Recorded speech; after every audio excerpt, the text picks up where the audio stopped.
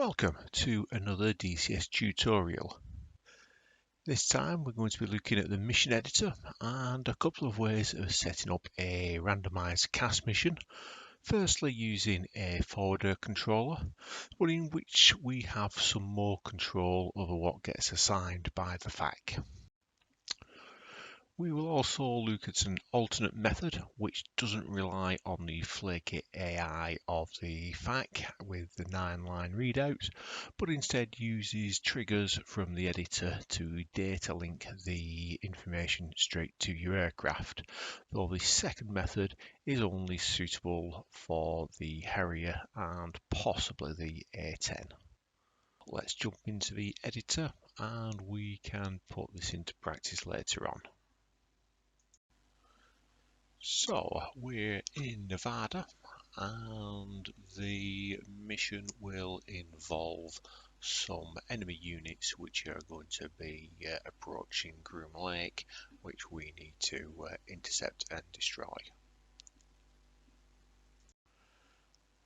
I've set up 6 groups in total in 3 pairs, each pair being a group of IFVs and a group of artillery units. You could of course make this as random and complex as you see fit, but this just gives a general overview. Only one of these pairs will be activated and we will be given a primary target to attack at random, either the armour or the artillery. So these are the groups of targets. As you can see, there is 4 targets within each group, and currently all of these are set to late activation, so they won't appear at mission start. We also have a pair of Reapers, one in range of the northern pair of targets and one in range of the southern pair. How many you need depends on the ranges between the various targets and if you actually want to use the FAC to designate those targets. And they're not needed at all for the datalink method, and this is just for the FAC method. Each of these Reapers are set to do an orbit in the target area. They also each have waypoint actions defined. Each of these waypoint actions is set to provide a FAC action to one of the target groups and also to provide laser designation in this example. You'll also see I have 8 zones set up. 6 of these will be used for our CAS data link information. And we also have one set to our initial point, and we also have another one which is to set a special marker for T00. We'll come to that a little bit later on. So let's look at the scripts and see what's going on.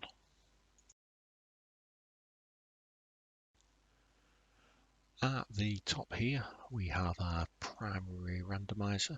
We have 3 pairs of targets, so we're simply going to use this to select a random value for flag 1, which is either 1, 2 or 3. The next entry is for T00 marker, but we'll come to that later. These pink rows are the lines which activate the relevant groups based on the selection in the randomizer. So if the randomizer picks 1, group 1 will be activated. If it picks number 2, group 2 will be activated. And if it picks 3, group 3 will be activated. The IP trigger simply triggers flag 2 when we enter the IP zone. Following scripts will refer to flag 2, so effectively kind of triggering subsequent scripts once flag 2 is activated. The first of those is this CAS message, which is sent just after you enter the IP zone. So this will just be a text message, but for a little bit more immersion, you might want a sound file, which might be similar to what you get in a 9-line, or possibly something from headquarters, your commander, or however you see fit. And I have created a second message. Now you could create as many as you like with various updates from command, 9-line, or whatever. So this entry is one of a group of 6, again in 3 pairs. You will see that it's set to activate once we get to the IP zone, and the second entry is based on the initial kind of randomizer. Now what this is doing is setting a mark point on the map. This will be used as the location data for the CAS entry. So it's a Mark II coalition. We have a value which on the field can be anything from 1 to 100, but we have to start at 2. We can't use 1. I'll come to that later. Again, it relates to T00. The text is T01, and the zone is the T01 zone for the first target. So we'll just quickly go to the second entry. And you can see that this is virtually identical. We've increased the time slightly. We don't need to do this, but because we've got a comment, we don't want them overriding each other. But as I mentioned, that comment isn't actually necessary. So we have incremented the value from 2 to 3 and changed the text from T01 to T02 and altered the zone. Now, if we go on to the first of the next group, again, layout is the same. We've reverted to the same time since flag because this is going to be the first entry again for this group, but the flag 1 is going to the second random event because this is group 2. And once again, we're starting back at the value of 2 and T0 and the unique zone area for the mark points. And we will repeat these for the kind of remaining 3, so kind of cycling through the suitable flags and times and target points, etc. So once those flags are activated, we should have on the map 2 mark points, and they will be in one of the 3 random locations. Now this next trigger, that is set to activate once again after we enter the IP zone, but after the previous flags and messages that we've received. And what this is going to do is randomly select our primary target between the armor or the artillery. So this next entry is for the armor. So again, kind of refers to the previous entry, and will simply provide us with a message saying which is our primary target. And the same again for the artillery as the primary target. Okay, so let's cover this mysterious T00. So essentially what happens is, in order to have these entries into the CAS database on the plane, the first entry won't ever be displayed. So what we need to do is to create a fake entry, which is that T00, and that will have a value of 1. We will kind of map that to a random marker on the map, which we created earlier, and that can just be kind of slid off to kind of one side of the map out of the way, and it will appear on the F10 menu, but it won't ever appear on the CAS database. So that's how to do the CAS entries without using a FAC. So we'll now move on to the more traditional method of using a forward error controller. In this case, it's going to be a Reaper. These 6 entries are to activate the relevant forward error controller, and there are 2 conditions. The first is the result of the group selector, and the second the result of whether the artillery or the armour has been selected. The action is an AI task push that meets those criteria. So for example, Group 1 armour, Group 3 artillery, or whatever it might be. And the action selected matches the waypoint action which we showed earlier when we looked at the Reapers. So when each of these are activated, it will bring up an entry in the radio menu under F9, and we can start the 9-line engagement process as per normal. As we select each one, you can see effectively they do the same thing but allocated to a unique group. The forward error controller would only look at that target, let's say the armour, and would never engage the artillery. That's because the waypoint action we created is FAC assigned group and not just FAC. But let's imagine we destroyed that target and we wanted more targets. So I have created another group using the exact same conditions as above, but the action will give us a F10 radio menu, allowing us to manually select the alternate target, but only from one of the live groups. So if our primary target was Group 2 armour, this would set Group 2 artillery. Each one of these has a unique flag. So the first one is flag 4, and then flag 5, 6 through to 9.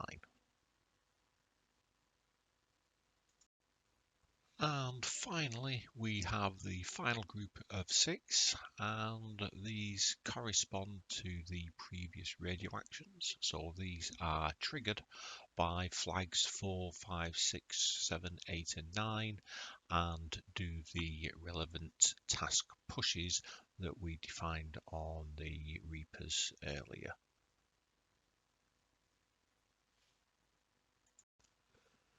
So that's the scripts done and the mission editor finished.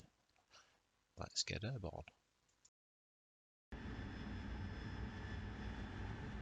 So we're back in the cockpit and armed with a pair of laser Mavericks, the E model, and some laser guided rockets. We're approaching the IP, and from the editor we know we should be expecting some information soon. We could also randomize that, so not only will you not know what the target's going to be, but you wouldn't know when. Maybe you could do that by having some randomized features as we saw previously, or maybe a trigger activated when the enemy arrives within a specific zone, for example.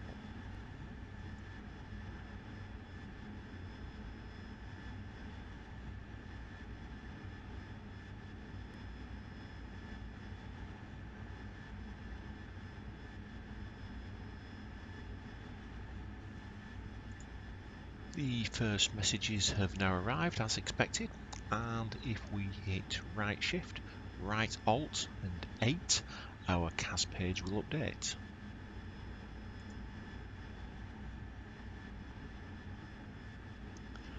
And there we have the 2 entries as expected. The first one which came in was for the armour and the second for the artillery. If we click CAS, which is OSB 17, it brings up the details of that CAS entry, and if we press CAS again, we can edit that page. So we'll have a little quick pause here to explain what's going on. Unfortunately, all we're getting here is the location data. However, if you choose to, you can manually add some of the 9-line data by using OSB 3 and 4 to select an entry. And to make changes, we can use the UFC, ODU, and OSB 5 and 6 to make those changes to the various fields. We know from the message we received that the first target is armour and the second is artillery, so we'll select each entry and make just those changes. The send button is currently non-functional, but future updates should allow you to send these details to other Harriers if you were acting as a FAC yourself. So let's implement those updates.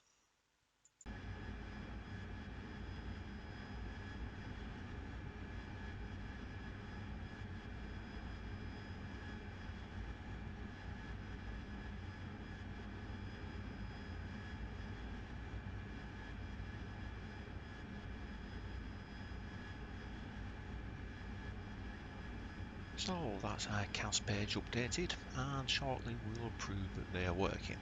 But for now, let's look at the FAC, which will start with the radio menu as normal. Chevy 1-1, this is Uzi 1-1-1, November Bravo 8838 at 17,000. I have AGM 65E. Playtime is 0 plus 15. Available for tasking. What do you have for us?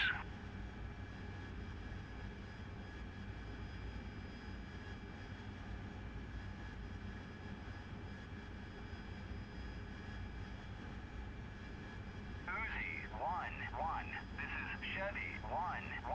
Type 2 in effect. Advise and ready for 9-line. Ready to copy. Line is as follows. 1, 2, 3, NA, 4,500 feet, MSL, APC, moving southeast, Papa, Bravo, 0212999, marked by laser, 1688, no factor, egress, south. Advise when ready for remarks and further talk on. And now we have the fully populated 9-line CAS entry as expected. Uzi 1-1, we are at the end of Vol and are checking out. Stay safe down there. Uzi 1-1, you may depart. But let's imagine there is a new priority, such as the artillery has started opening fire and we want to change the target. Normally, the FAC will target a group until the entire group has been destroyed. Here, we now have a radio command to change that target, but more realistically, we would use an event-based trigger.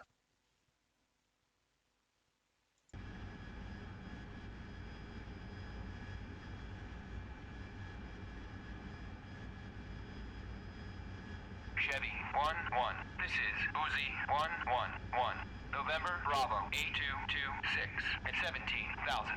I have AGM 65E. Time on station is 0 plus 15. Available for tasking. What do you have for us?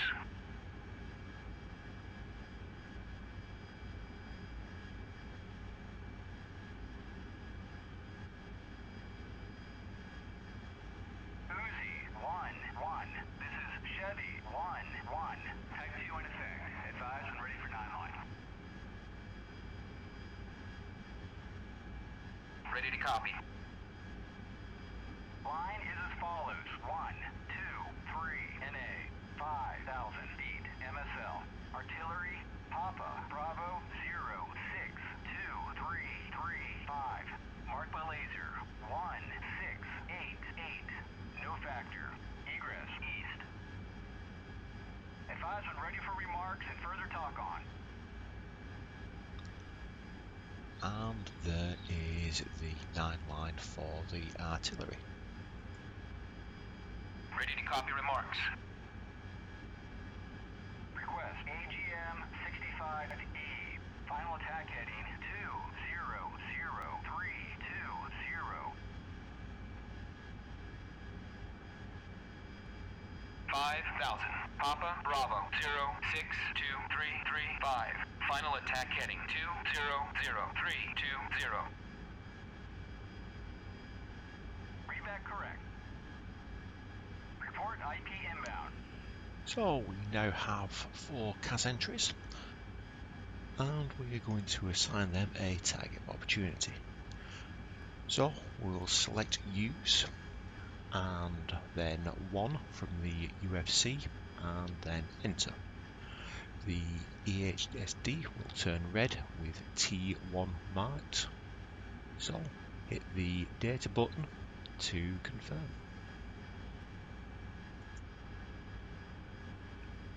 We will then repeat that process for the 3 remaining targets.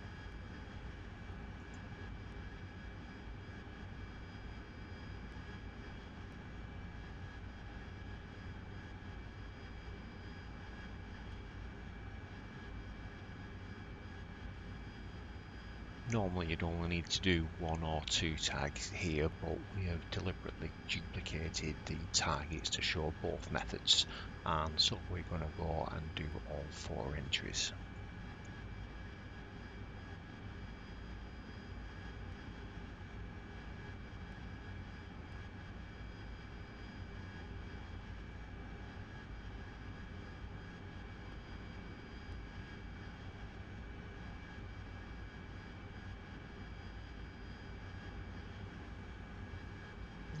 Have 4 targets and can see that targets 1 and 3 should be pointing to the armour and 2 and 4 to the artillery. That's worked perfectly, so we'll jump forward to the attack. Uzi 1-1. IP inbound. Uzi 1-1. Continue.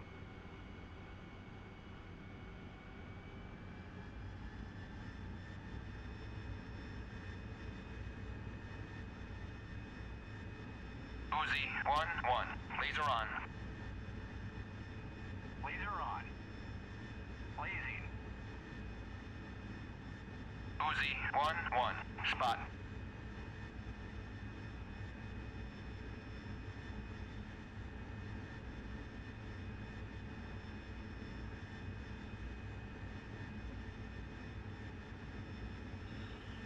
The Maverick has more than 10 miles range, but remember that the laser designator has a hard limit of 10 miles within DCS.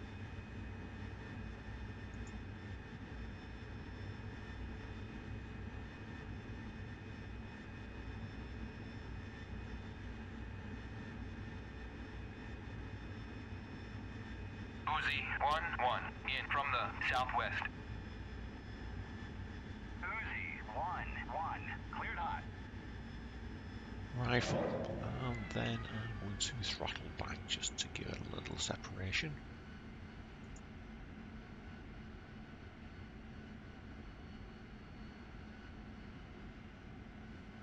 And rifle 2.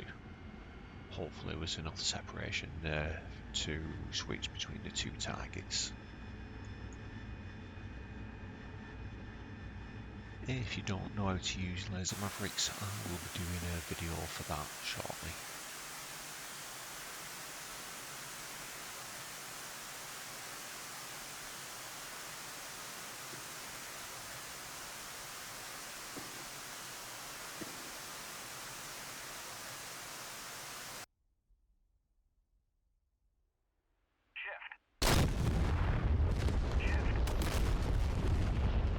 I didn't give enough time there between the 2 salvos, but the JTAC AI has gone from useless to absolutely incredible, so well done him.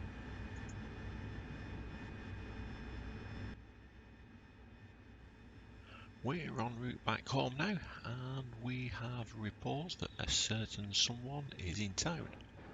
So, we've been given another target. And there goes the Donald.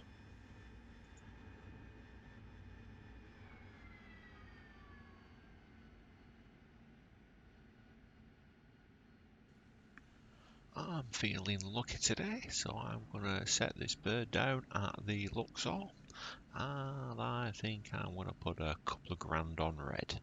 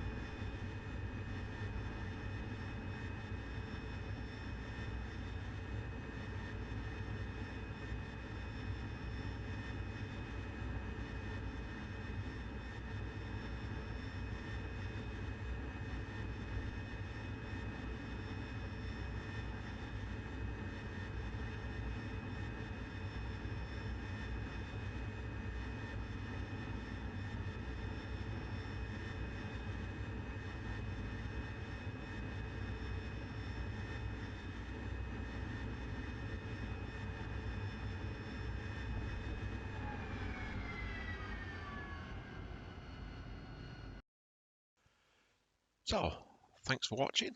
Hopefully you've picked up a few little tips which you might find useful. So if you like this video, please hit like and subscribe.